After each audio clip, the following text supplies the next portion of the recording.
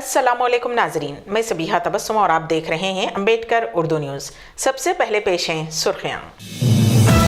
तेलंगाना में कांग्रेस की digital membership का आगाज़। वज़ीर आला से मुलाजिमतों के लिए नोटिफिकेशन जारी करने की ख्वाहिश करते हुए मंचिरियाल में एक नौजवान ने की खुदकुशी। हज सीज़न 2022 के लिए दरख्वास्त फॉर्म दाखिल करने के अमल का आगाज़। जनवरी तक दाखिल कर सकते हैं दरख्वास्तें। कोवैक्सीन लेने वाले अफराद को ऑस्ट्रेलिया जाने की इजाज़त। और वज़ीर आज़म नरेंद्र मोदी पहुंचे ग्लासगो, आज बरतानवी वज़ीर आज़म बोरिस जॉनसन से मुलाकात। और अब खबरों की तफसील। तेलंगाना कांग्रेस की डिजिटल रुकनियत साजी मुहिम का आगाज़ हुआ। तेलंगाना कांग्रेस की डिजिटल रुकनियत साजी मुहिम का आज से आगाज़ हुआ। इस मौके पर एक तकरीब मुनक़िद की गई। सदर पीसीसी रेवंत रेड्डी ने कहा कि कांग्रेस पार्टी की रुकनियत का सिर्फ एक कार्ड ही काफ़ी नहीं है, बल्कि कांग्रेस के हर कारकुन को 2 लाख रुपये का हादसाती इंश्योरेंस फ्राहम किया जाएगा। उन्होंने कहा कि कांग्रेस ने तेलंगाना में 30 लाख अरकान बनाने का निशाना बना रखा है।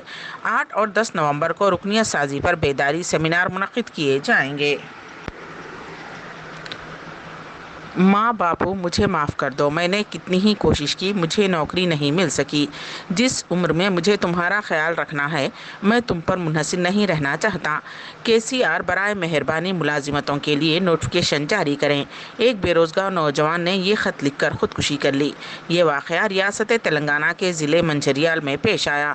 चिन्नूर पुलिस के मुताबिक 24 साला महज, जिसका ताल्लुक़ मौज़े बोचेरू चिल्का से बताया गया है, गुज़िश्ता कुछ अरसे से एक खानगी चिटफंड कंपनी में काम कर रहा था। हाल ही में चिटफंड कंपनी बंद कर दी गई और लोग उस पर रकम लौटाने के लिए दबाव डाल रहे थे कि कल उसने कीड़े मार दवा पीकर अपनी जान दे दी।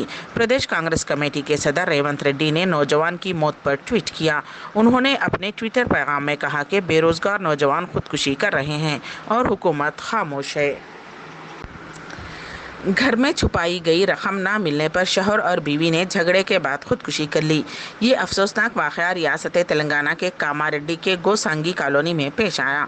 पुलिस के मुताबिक कोंडम साइलू 45 साला और पुचवा 42 शौहर और बीवी बताए गए हैं।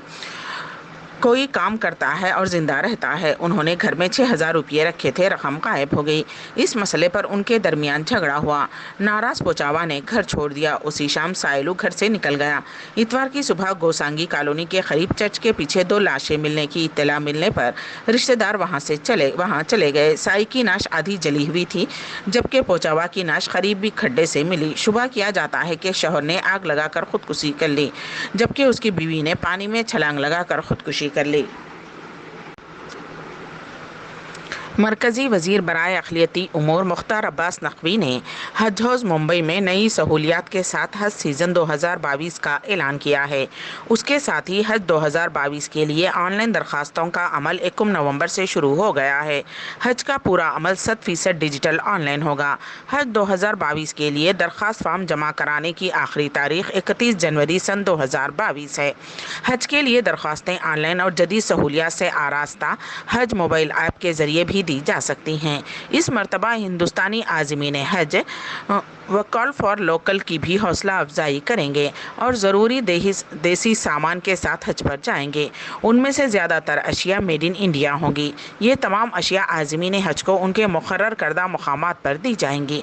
एक अंदाजे के मुताबिक इस इंतज़ाम से आज़मीन हज के करोड़ों रुपये की बचत होगी। हज के ख्वाहिशमंदों के इंतखाब का अमल कोरोना प्रोटोकॉल के मुताबिक होगा, जो कोरोना वैक्सीन की दोनों खुराकों के ज़रिए लिया जाएगा, और उसका फ़ैसला हज 2022 के वक्त हिंदुस्तान और सऊदी अरब की हुकूमतों के ज़रिए किया जाएगा। उसके साथ ही हज 2022 के पूरे अमल को मज़ीद आसान और काबिल रसाई और शफ़ाफ बनाया जाएगा। इस मौके पर सऊदी अरब के वाइस कौंसिल जनरल हेची मोहम्मद अब्दुल करीम अल नारी, सदर निगार फातिमा, जॉइंट सेक्रेटरी हज कमेटी ऑफ इंडिया के CEO मोहम्मद याकूब शेख, अंजुमन इस्लाम के चेयरमैन ज़हीर खाजी और दीगर मौज़ीन मौजूद थे। وزیر اعظم نریندر مودی اقوام متحدہ کی موسمیاتی تبدیلی کانفرنس 2021 یعنی COP26 سمٹ میں شرکت کے لیے گلاسگو پہنچ گئے ہیں۔ وہ آج برطانوی وزیر اعظم بورس جانسن کے ساتھ ملاقات اور دو طرفہ بات چیت کریں گے۔ پیر کو عالمی رہنماؤں کی چوٹی کانفرنس کے پہلے دن کے اختتام پر وزیر اعظم نریندر مودی اسکاٹ لینڈ کے سب سے مشہور سیاحوں کے پرکشش مقامات میں سے ایک کیلوک گروو آرٹ گیلری اور میوزیم میں ایک خصوصی VVIP استقبالیہ میں 120 سے زیادہ سربراہان حکومت اور سربراہان مملکت میں شامل ہوں گے۔ استقبالیہ میں شاہی خاندان کے افراد بھی شامل ہوں گے، جن میں شہزادہ چارلس اور اہلیہ کمیلا اور پرنس ولیم اور اہلیہ کیٹ مڈلٹن شامل ہیں۔ ملکہ الزبتھ دوم اس خصوصی استقبالیہ میں شرکت کرنے والی تھیں، لیکن ناگزیر حالات کی وجہ سے وہ شرکت نہیں کریں گی۔ ہندوستان میں دیوالی سے پہلے عام عوام کو مہنگائی کا ایک مرتبہ پھر جھٹکا لگا ہے۔ پیٹرول اور ڈیزل کے بعد LPG کی قیمتوں میں 265 روپے فی سلنڈر کا اضافہ کیا گیا ہے۔ تاہم قیمتوں میں اضافہ کمرشل سلنڈروں پر کیا گیا، نہ کہ گھریلو استعمال کے سلنڈرز پر۔ گھریلو LPG کی قیمتوں میں کوئی تبدیلی نہیں ہوئی۔ اس اضافے کے بعد دہلی میں تجارتی سلنڈر کی قیمت 2000 روپے سے تجاوز کر گئی ہے۔ پہلے اسے 1733 روپے میں فروخت کیا جا رہا تھا۔ ممبئی میں 19 کلو کا کمرشل سلنڈر پہلے 1683 روپے میں فروخت ہوا تھا۔ آج کے اضافے کے بعد اب اس کی قیمت 1950 روپے ہے۔ کولکتہ میں 19 کلو کے کمرشل سلنڈر کی قیمت اب 2073 روپے 50 پیسے ہے اور چنئی میں اس کی قیمت بڑھ کر 2133 روپے ہو گئی ہے۔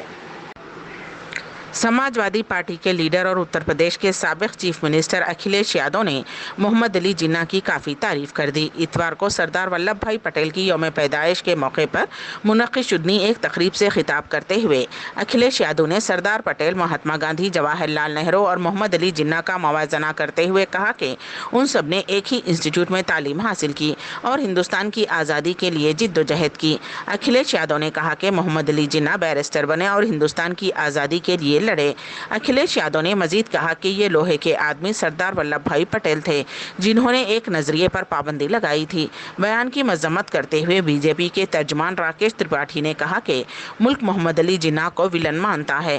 ملک کی تقسیم کے لیے ذمہ دار سمجھنے والے جناح کو آزادی کا ہیرو کہنا مسلمانوں کی خوشامد کی سیاست ہے۔ پٹنہ میں 2013 میں نریندر مودی کی ریلی میں سیریل بم دھماکہ کیس میں سزا کا اعلان ہو گیا ہے۔ پٹنہ کی NIA کورٹ نے گاندھی میدان میں سیریل بلاسٹ کیس میں 4 کو قصورواروں کو پھانسی کی سزا سنائی، جبکہ 2 قصورواروں کو عمر قید اور 2 کو 10 سال کی سزا، وہیں 1 کو 7 سال کی سزا سنائی گئی ہے۔ سن 2013 میں ہوئے بم دھماکوں کے معاملے میں NIA کی خصوصی عدالت نے 9 ملزمین کو چہارشنبے کو قصوروار قرار دیا تھا، جبکہ 1 ملزم کو ثبوت کے فقدان میں بری کر دیا تھا۔ انہی ملزمین کی سزا پر عدالت نے پیر کو فیصلہ سنایا ہے۔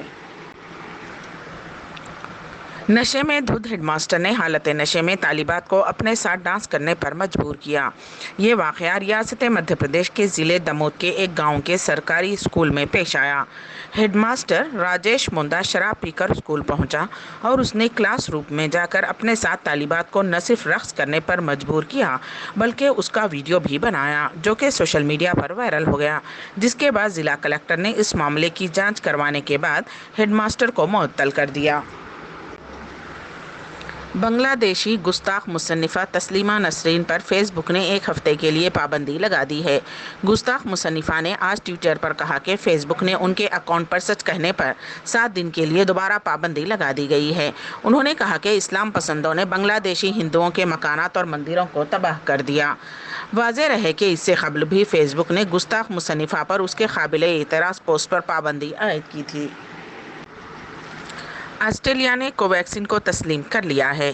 آسٹریلیا کی حکومت نے بھارت بایوٹیک کی جانب سے تیار کردہ کوویکسین ٹیکہ لینے والوں کو اپنے ملک میں داخلے کی اجازت دے دی ہے۔ ابھی اس ٹیکے کو ورلڈ ہیلتھ آرگنائزیشن کی منظوری ملنی باقی ہے۔ ایسے میں آسٹریلیا کی حکومت کے اس فیصلے سے ہزاروں افراد کو راحت ملی ہے۔ تقریباً 600 دن بعد آسٹریلیا نے یہ ٹیکہ لگوانے والے بین الاقوامی مسافرین کو اپنے ملک سفر کی اجازت دے دی ہے۔ آسٹریلیا کے ہائی کمیشن نے آج یہ بات بتائی۔ امبیڈکر اردو نیوز کے اختتام سے قبل دوبارہ سرخیوں پر ایک نظر۔ تلنگانہ میں کانگریس کی ڈیجیٹل ممبرشپ کا آغاز۔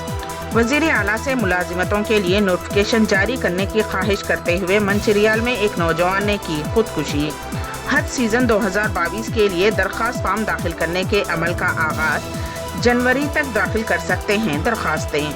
کوویکسین لینے والے افراد کو آسٹریلیا جانے کی اجازت۔